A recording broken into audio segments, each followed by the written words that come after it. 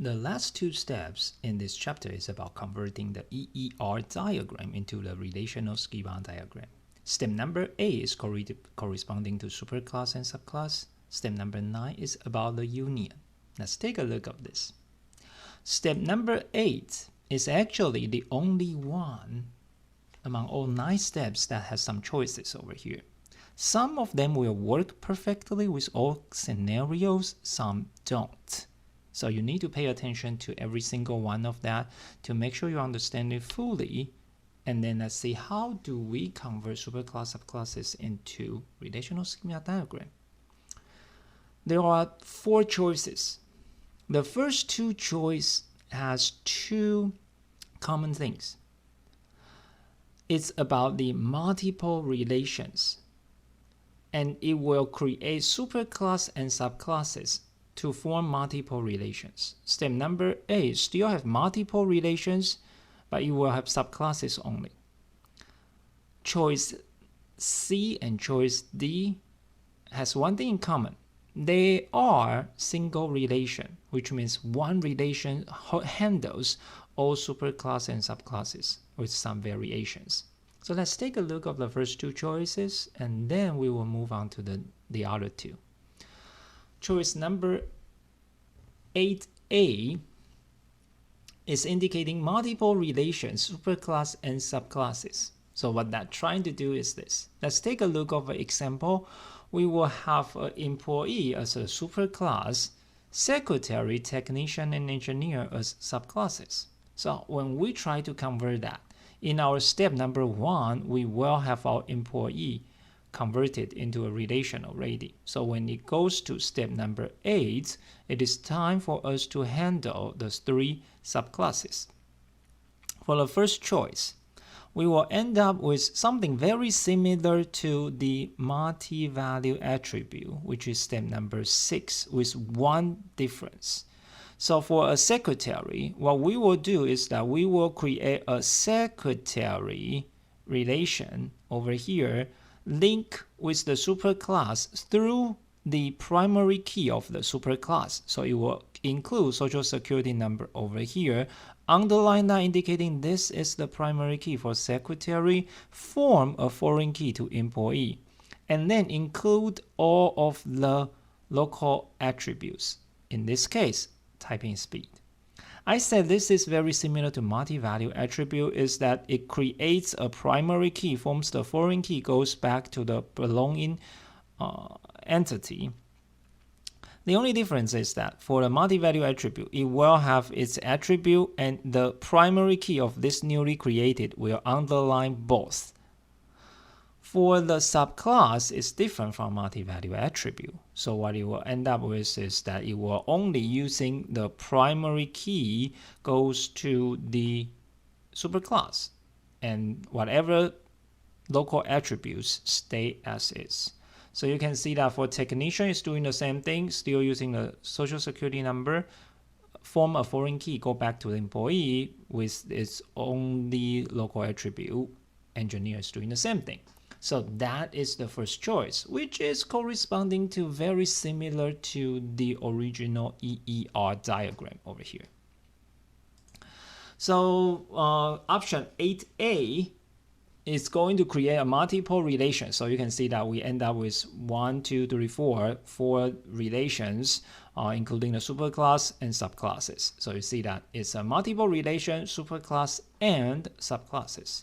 So what you try to do is create a relation L for C with attributes, including in the subclasses, and PK equals to K. Create a relation Li for each subclass. So when we're doing that, the attributes of Li equals to K union with all attributes of Si and the primary key.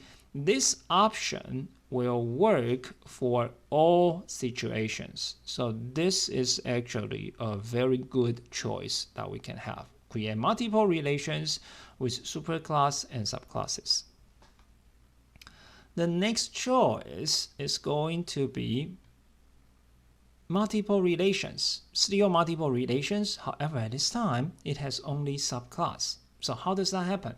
This is saying that we will remove the superclass. So the superclass won't be there anymore, but it will goes to the information stored in the superclass will goes to subclasses. So before we move into the conversion, think about this. What are the attributes describing the car? The attribute describing the car including a maximum speed, number of passengers, vehicle ID, price, license plate number. So all of this will goes to the car. It will be the same thing goes to the truck. So in this case, we can remove the superclass by creating a car subclass, a car entity, and truck entity. And so that is how we will be able to use the second choice here. It's a multiple relations subclass only. To create this in a formal way is create a relation Li, create every subclass for each subclasses. Si goes to all of them with the attributes of Li equals to all of the attributes coming from the superclass union local attributes, and the primary key is the superclass primary key. However, there is one limitation here. This option only works for specialization whose subclasses are total, which means that every entity in the superclass must belong to at least one of the subclasses. In other words, let's take a look at this description here. It has to work with the double line for this specialization. Why is that? Think about this. This is going to give you a double line indicating that all the vehicle need to participate in this specialization, so that all the vehicle will be either in here or in here. Or depending on how we're describing, if we put an O, maybe there's a crossover, then it will appear in here and there. However, if I have a single line here, that's indicating that not all vehicles can belong into a car or a truck. That may be a motorcycle, that may be an airplane, that may be a boat. So it's not belonging to any one of these while we only capture subclasses. That means there are some data in the superclass will be lost. And therefore, that's something we don't want. And therefore, for option 8B, there's only one thing that it cannot work, which means the relationships are not total, which means partial. So this is something very special you need to understand for step 8B here. The next choice, together with the fourth one, is creating a single relation. So only one single relation to handle the things.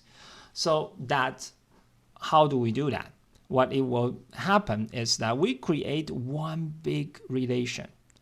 Employee relation including all of the regular attributes coming from the employee, and then we use one attribute. This is the new attribute we created to describe either a secretary or a technician or an engineer. So based on how do we do the specialization, we describe that here. So job type.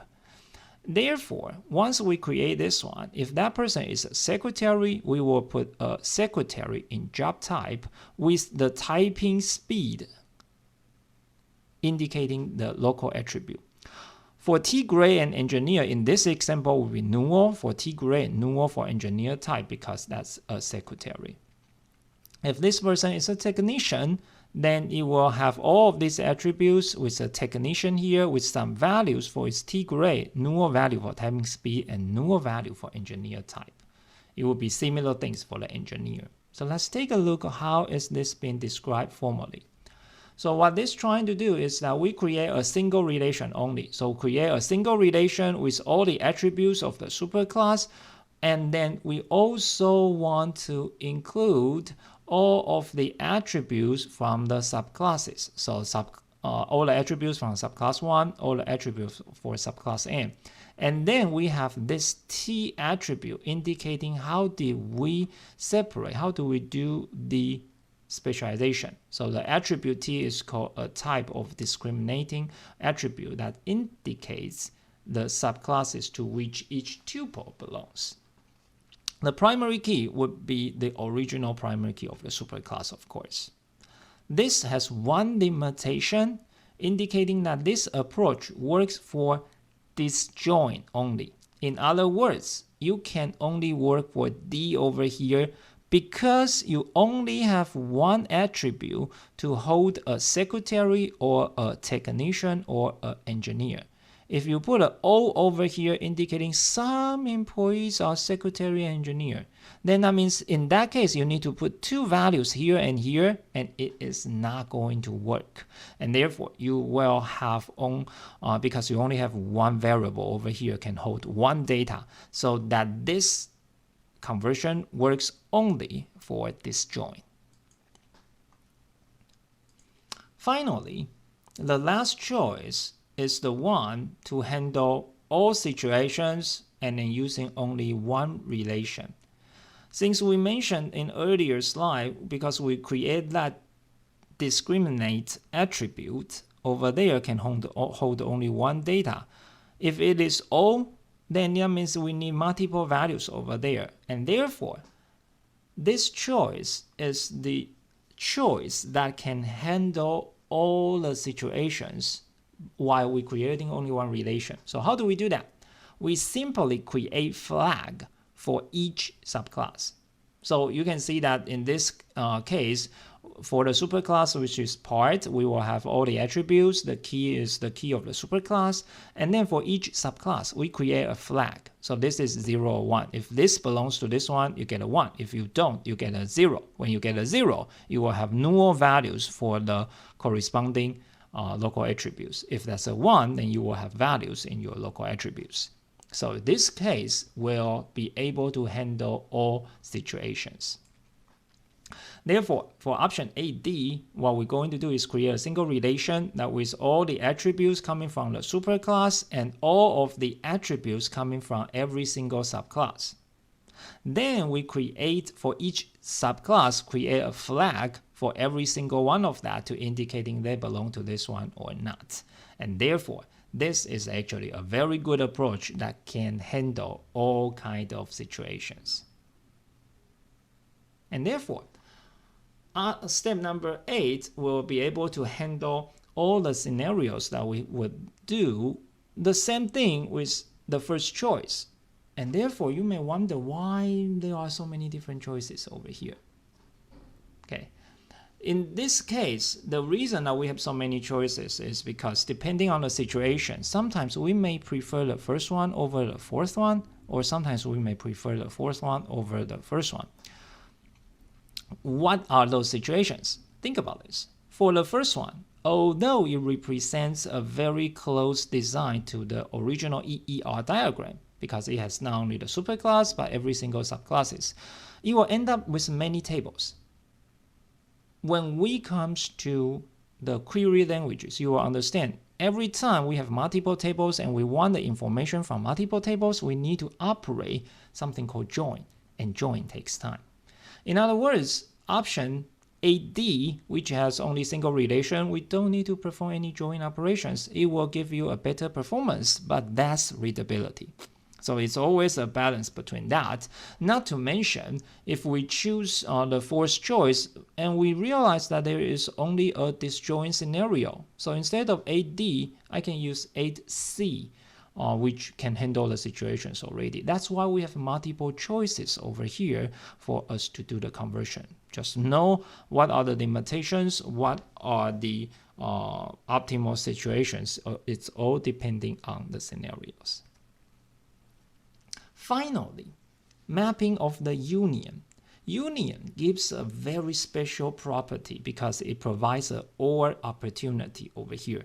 And therefore, to handle that, we do something very different from all other 8 steps that we have learned so far. So mapping a category which is defining a superclass have different keys indicating they have multiple choices over there. What we are going to do is that we need to create a new relation for this union. But instead of using simply the foreign keys link back to all the superclasses, we are actually creating what we call a surrogate key to the superclass and use superclass link the foreign keys to the union class. This is something very, very special. Let's take a look at this.